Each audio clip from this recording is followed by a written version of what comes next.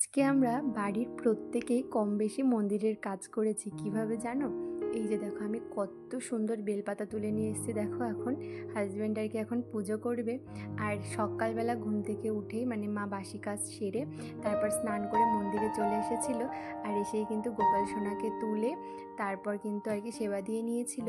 আর এরপরেই কিন্তু ভাই আর কি মন্দির স্নান করে মন্দিরে এসে মন্দির ঘরটা মুছে দিয়েছে। আর আমি তারপর কিন্তু এসে মন্দিরের সমস্ত বাসনগুলো ধুয়ে দিয়েছি। আর তার সাথে বেলপাতা, বেশি করে তুলসী পাতা তুলে দিয়েছি, কেননা কালকে একাদশী, দ্বাদশীতে তুলসী পাতা তোলা যাবে না, তো সেই কারণেই। আর এখন হাজব্যান্ড আর কি পুজো দিয়ে নিচ্ছে।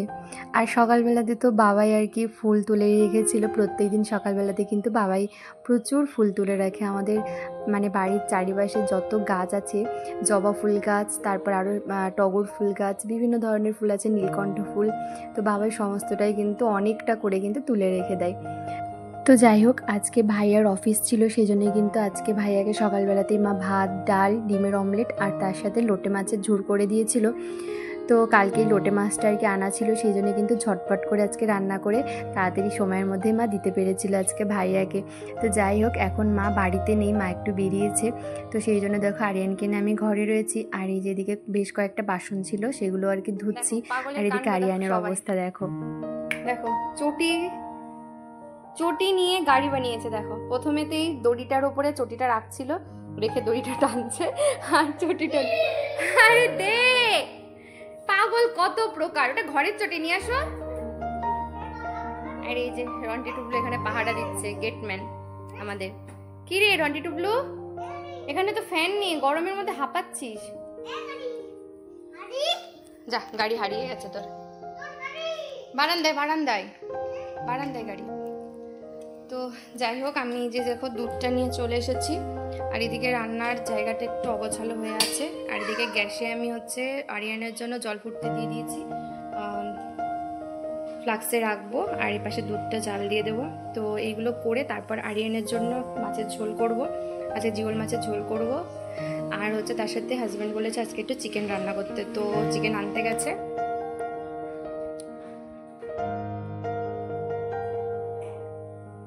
12টা বেজে গেছে। তো এখানে জলটা ফ্লাক্সে রেখে তারপর হচ্ছে দুধটা এই যে চাল দিতে বসিয়ে দিচ্ছি। কিচ্ছু শোনা যাবে না এবার, কিন্তু আমি বকা দেবো। এই চেয়ারগুলো নিয়ে আসবে, শুধু নিয়ে এসে জল ঘাটবে বেসিনের এখানে। দেখো করবে কি, দেখো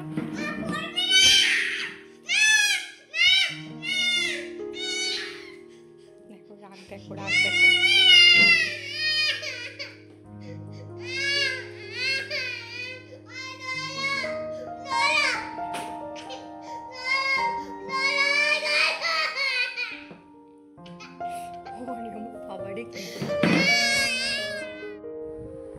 অনেক কষ্টে শান্ত করা, দাঁড়াও, অনেক কষ্টে শান্ত করা গেছে লাড্ডু দিয়ে। সবাই দেখছে কিন্তু।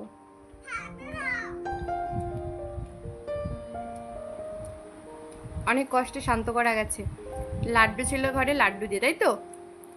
সবাইকে বলো আমি শান্ত হয়ে গেছি, বলো বলো। কিভাবে ফোন ধরেছি আমি। তুমি শান্ত হয়ে গেছো? তুমি গুড বয় না ব্যাড বয়? হাই হাই, গায়ে পড়ে গেল, গায়ে পড়ে গেল। বাপরে বাপ, এইটুকু একটা বাচ্চা, সবে 2 বছর বয়স, তো এত রাগ। তোমাদের বাড়িতে কার কার বাড়িতে এরকম বাচ্চা আছে, তোমরা আমাকে একটু কমেন্ট করে জানাবে তো। মানে সত্যি পারি না, বিশ্বাস করো পারি না, এত রাগ, এত জেদ কোথা থেকে আসে বলো তো এদের, মানে পাগল হয়ে যায়। তাই যাই হোক, একটা লাড্ডু ছিল, তো এতখানি তো ওকে আমি দেবো না, একটুখানি আমি নিয়েছিলাম, আর সেটাতেও রাগ হচ্ছে। তো যাই হোক, এরপরে দেখো ওকে স্নান করিয়ে দিয়েছি। এই যে পাগলটা স্নান হয়ে গেছে, এই স্নান করা হয়ে গেছে। মা, নাকের উপরে কি হয়েছে, একটা গোটা হয়েছে দেখো, ব্যথা করছে। তো এখনো ভালো করে মাথাটা মোছানো হয়নি, বাথরুম ঘর থেকে নিয়ে আসলাম। ভালো লাগছে? হ্যাঁ, চলো ভালো করে মাথা মুছিয়ে দিই। গামছাটা কই? গামছা ওইদিকে আছে, থাক, কাপড় দিয়ে মুছিয়ে দিচ্ছি। চলো দুধ খেতে হবে, সরো সরো। ওহ বাবা, ওকে স্নান করিয়ে ঘুম পাড়িয়ে দিলাম। এরপর দেখো নিশ্চিন্তে এদিকের কাজকর্মগুলো করে নেব। আর ওকে আজকে মাথাটাও শ্যাম্পু করে দিয়েছি। তারপর মাথাটা আমি কিন্তু আরিয়ানকে যখনই আর কি মাথায় শ্যাম্পু করাই, তারপরেই কিন্তু শ্যাম্পু করানোর পরে ওর চুলে কিন্তু তেল দিয়ে দিই, মানে তেল ছাড়া ওর রাখি না। তো তেল দিয়ে দিই, তেল দেওয়ার পর আবার একটু জল দিয়ে দিই আর কি, জল দিয়ে স্নান করিয়ে নিই। আর তারপর ভালো করে গা হাত পায়ে সাবান দিয়েও স্নান করিয়ে দিয়েছি। তবে আজকে যেটা ভুল হয়েছে, ওর হাতের নখগুলো আমার কাটতে একদমই মনে নেই। তবে আবার শুক্রবার দিন মনে করে ওর নখগুলো কেটে নেব। একটুখানি বড় বড় হয়েছে দেখলাম। তো যাই হোক, তারপরেই দেখো এদিকে আমি রান্না বান্না করতে চলে এসেছি। সকালবেলা তো একরকম মা রান্না করেছে, আবার এখন আর কি রান্না করতে হবে। সকালবেলা ওই ডাল রান্না করেছিল, আর তার সাথে লোটে মাছের ঝোল। লোটে মাছটা আর কি খুব বেশি ছিল না, অল্পই। তো ওটা দিয়ে দুবেলা আমাদের হবে না, সেই জন্য হাজব্যান্ড বললো একটুখানি আর কি চিকেন নিয়ে আসবে। তোমাদেরকে তো একটু আগেই বললাম। তো যাই হোক, চিকেনটা নিয়ে চলে এসেছিলো। তো আমি আর কি ওকে ঘুম পাড়িয়ে এক সেকেন্ডও কিন্তু দেরি করিনি, ঝটপট করে রান্না করতে চলে এসেছি, নাহলে কিন্তু অনেকটাই দেরি হয়ে যাবে। এখন মোটামুটি ওই 1:30 মতন বাজে। আমি ভেবেছিলাম যে 2টো 2:30-এর মধ্যে আমি রান্নাবান্না সমস্তটাই সেরে নিতে পারবো, কিন্তু মানে কি বলবো, রান্না করতে করতে এমন পরিস্থিতি আজকে পড়ে গেছিলাম না, মানে বিরক্ত ধরে যায়। তো সেটা তোমাদের একটু বাদে বলছি। আর এদিকে দেখো আমি কিভাবে, মানে যখন হাতে খুব সময় কম থাকে কিংবা আমি যখন রান্না করি, একা হাতে সমস্ত কিছু গুছিয়ে আমি কিভাবে রান্না করি, চলো তোমাদের সাথে আজকে একটু শেয়ার করি। যদিও রান্নার সমস্ত কিছু যোগাড়যন্ত্র যদি আগে করে নেওয়া যায়, মানে কেটে সমস্ত সবজি মশলা সমস্ত কিছু করে নিয়ে কিন্তু অনেকটাই সুবিধা হয়, কিন্তু বিশ্বাস করো আমার হাতে অত টাইম থাকে না যে আমি সমস্তটাকে কাটবো গুছাবো তারপর আর কি রান্না করতে আসবো, তাহলে কিন্তু অনেকটাই দেরি হয়ে যাবে। তো যাই হোক, আগে আমি কড়াইটা বসিয়েছি, তারপর কিন্তু আমি আগে আলুটা কেটে নিয়েছি। কড়াইটা গরম হতে হতে, মানে গ্যাস কমিয়ে দিয়ে রেখে গেছিলাম আর কি। তো আলুটা আগে আমি কেটে নিয়ে ভালো করে ধুয়ে আলুটা ভাজতে বসিয়ে দিয়ে গেছিলাম। তো আলুটা ভাজতে বসিয়ে দিয়ে তার মধ্যে কিন্তু আমি চিকেনটা ভালো করে ধুয়ে নিয়েছি। আলুটা আস্তে আস্তে হচ্ছিলো, মানে হতে হতে দেখো একটুখানি লাল লাল মানে হয়ে গেছিলো বেশি আর কি, তবে পুড়ে যায়নি, অসুবিধা হবে না আর কি। তো যাই হোক, তারপরে কিন্তু চিকেনটা ভালো মতন করে ধুয়ে নিয়ে তারপর আমি একটু আর কি চিকেনটাও না একটু ওই মানে ভাজা না, ঠিক হালকা করে একটু নেড়ে নিয়েছিলাম। এতে আমার না খুব ভালো লাগে, জানো তো, চিকেনটা খেতে দেখেছি, সেই জন্য আমি একটু একটু নুন আর হলুদ দিয়ে চিকেনটা আর কি হালকা করে নেড়ে নিই। তো যাই হোক, এখন চিকেনটা বসিয়ে রেখে এসেছি হালকা আছে। তো এই যে পেঁয়াজটা কেটে নেব, পেঁয়াজটা কেটে কিন্তু চিকেনটা নামিয়ে নেব। পেঁয়াজটা কাটা হয়ে গেলে কি হবে, আমি চিকেনটাকে নামিয়ে তারপর তেল দিয়ে কিন্তু এবার পেঁয়াজটা ভাজতে থাকবো, ততক্ষণে কিন্তু আমি বাকি মশলাটা করে নেব। তো এইভাবে আমি কিন্তু আর কি রান্নার কাজগুলো করি। কেননা বিশ্বাস করো, এই সমস্ত কিছু গুছানো, মাংস ধোয়া, আলু কাটা, মশলা করা, সমস্ত কিছু প্রসেসিং করে যদি আমি রান্না করতে যাই না, তাহলে কিন্তু আমার প্রচুর সময় লেগে যাবে। আবার আরিয়ানও ঘুম থেকে উঠে পড়বে, সেই জন্য আর কি তাড়াহুড়ো করছি। আমি যখন রান্না করি এইভাবেই তাড়াতাড়ি করার চেষ্টা করি, যাতে আর কি তাড়াতাড়ি হয়ে যায়। দেখবে অনেকে কিন্তু সুন্দর করে হাতে সময় থাকে আর কি, সমস্তটাই গুছিয়ে নেয়, নিয়ে একবারে রান্না বসিয়ে দেয়। তো তাতেও সুবিধা হয়, কিন্তু আমার হাতে যদি ওরকমটা সময় থাকতো, তাহলে কিন্তু আমি সুন্দর করে গুছিয়ে নিয়ে তারপর রান্না করতাম। কিন্তু যেহেতু হাতেও সময় কম, বেলাও হয়ে যাচ্ছে, তো সেই কারণেই বলতে পারো এইভাবে আমি করি। দেখো পেঁয়াজটা আমি ভালো করে কিন্তু ছাড়িয়ে ধুয়ে নিয়েছি, তারপরে এই যে এখন পেঁয়াজটা কুচিয়ে নিচ্ছে। আর ওইদিকে দেখো রসুন রেখেছি, তারপর আদাও রেখেছি। তো এটা আর কি কড়াইতে দিয়ে এসে বসিয়ে দিয়ে আসবো, তারপর কিন্তু মশলাটা করব। তো এইভাবেই আমি ভেবে রেখেছিলাম। আর তার মধ্যে কি হয়েছে, মানে সত্যি এখনকার আমাদের সময় কিন্তু ওই হাতে মশলা, মানে রান্না করতে করতে হাতে মশলা করে দেওয়াটা কিন্তু আমাদের জন্য এখন খুবই মুশকিল। বাড়িতে যারা মিক্সচার ব্যবহার করো তারা এই প্রবলেমটা ফেস করবে। মানে যদি রান্নার সময় তুমি দেখো যে তুমি মশলা করতে গেছো, সেই মুহূর্তে কারেন্ট চলে গেছে, তখন কেমন লাগে তুমি বলো, মানে তোমরা বলো। সত্যি মানে একটা বিরক্তিকর, যেটা আমার কয়েক সেকেন্ডে আমার হয়ে যাচ্ছে মশলাটা, সেটা আমাকে হাতে বাটতে হলো আজকে, জানো। মানে হাতে বাটা আমি অনেক সময় না ট্রাই করছিলাম, মানে অপেক্ষা করছিলাম যে কারেন্ট আসবে, কিন্তু কারেন্ট আসছেই না। তারপর আমি রান্নাঘর অনেকটা মানে বাসনপত্র এদিক ওদিক ছড়িয়ে ছিটিয়ে ছিল, সেইগুলো গুছিয়েছি গ্যাস অফ করে, যেটা আমি কি দৌড়ে দৌড়ে করছিলাম, তাই না। তারপর রান্নাঘর গুছিয়েছি, অনেকটা ছড়ানো ছিটানো ছিল, কিছু বাসনপত্র সুন্দর করে গুছিয়েছি, কাচের গ্লাস টাস একটু ছড়িয়ে ছিটিয়ে ছিল, সেগুলো গুছিয়েছি। তারপরও দেখছি কারেন্ট আসছে না। তারপর আমি শিলনোড়াতে মশলা বাটছি, মানে সমস্তটা জিরে থেকে শুরু করে কাঁচা লঙ্কা, টমেটো সমস্তটাই দিয়ে আর কি পেস্ট করতে গেছি। আমি যদি জানতাম যে আর কি কারেন্ট নেই তাহলে কিন্তু গোটা জিরেটা দিতাম না, তাহলে জিরে গুঁড়োটাই দিতাম।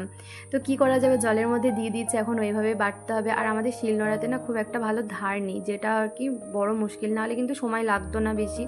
তো যাই হোক ওইভাবে আর কি আমি বেটেছি। বাটার পর মানে হয়ে এসছে, আর 2-3 বাটা দিলেই হয়ে যেত, তখনই কারেন্ট চলে এসছে। কেমন লাগে বলো? তো যাই হোক তারপরে কিন্তু বাকি ওইটুকু তুলে নিয়ে আমি মিক্সচারটা করে নিয়েছিলাম, মশলাটা পেস্ট করে নিয়েছিলাম যাতে ভালো মতন হয়। তো যাই হোক তারপরেই কিন্তু এই যে রান্নাটা বসিয়ে দিয়েছি, মাংসটা আর কি মশলা কষাতে দিয়ে দিয়েছি, আর দেখো আলুটা ভাজা। আর এর মধ্যেই কিন্তু আরিয়ানের জন্য মাছ কেটে নিয়েছে, দেখো জিওল মাছ। তো ওর জন্য জিওল মাছের ঝোল করব।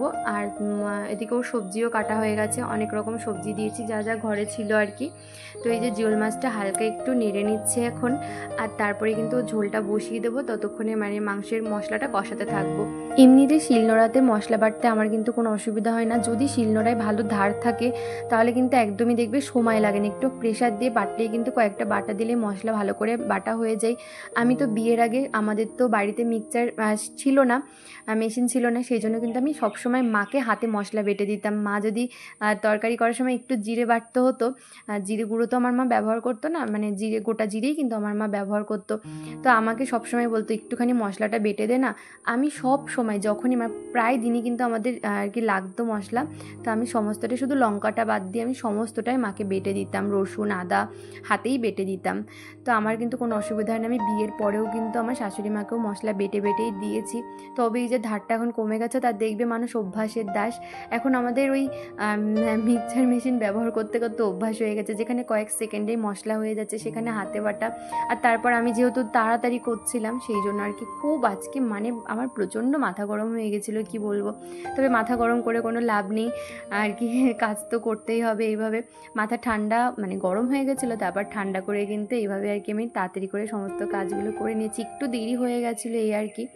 তো যাই হোক এদিকে দেখো আরিয়ানের জন্য আমি এখন আর কি মাছটা তুলে নিয়েছি, তারপর সমস্ত সবজিগুলো হালকা নাড়বো, নেড়ে কিন্তু তারপর জলটা দিয়ে দেবো।